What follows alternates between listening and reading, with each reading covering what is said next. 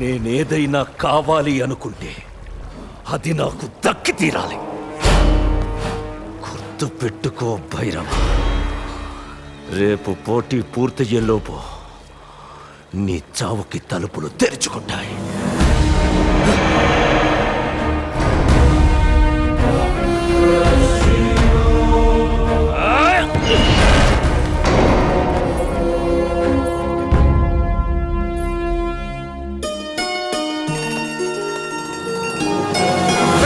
పోటీదారు శత్రువుని చెండాడే ధీరుడు శతద్రు వంశ యోధుడు కాలభైరవ.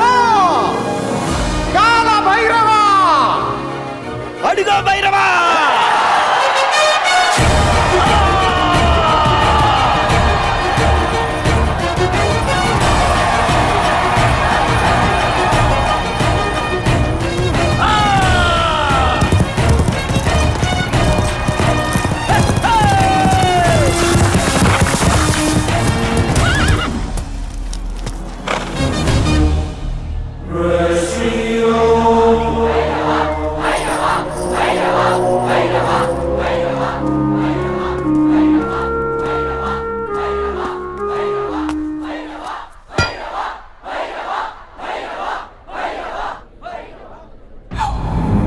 మీలో ఎవరు గెలుస్తారో చూడాలని ప్రజలతో పాటు మేము ఉళ్ళూరుతున్నాం.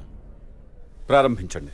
ఈ పోటీ జరగడానికి ముందు ప్రజలందరికీ తెలియాల్సింది మరొకటుంది మహారాజా. ఏమిటది? మీ తర్వాత ఈ సింహాసనాన్ని అధిష్ఠించే వారసుడెవరు? అర్థం లేని సందేహం.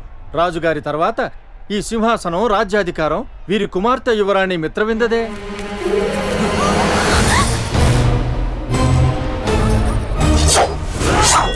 అగ్ని మహారాజా. ఆగు భైరవ.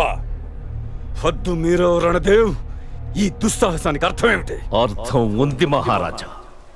కాబోయే మహారాణి గారు ప్రమాదం ఎదురైతే కళ్ళు మూసుకొని ఒళ్ళు కప్పుకున్నారు తప్ప కత్తి దుయ్యలేదు. ఆత్మరక్షణ చేతగాని ఆడదానికి రాజ్యరక్షణ ఎలా సాధ్యం మహారాజా? సరిహద్దుల్లో షేర్ఖాన్ సైన్యంతో పొంచి ఉన్నాడు. ప్రజలు భయంతో విలవిలలాడిపోతున్నారు. ఈ పరిస్థితుల్లో పోటీ జరగాల్సిందే మహావీరుడు ఎవరన్న దాని కోసం కాదు, యువరానికి కాబోయే వరుడు కోసం జరగాలి. సింహాసనాన్ని అధిష్ఠించే వారసుడెవరో తేల్చుకోవడానికి జరగాలి.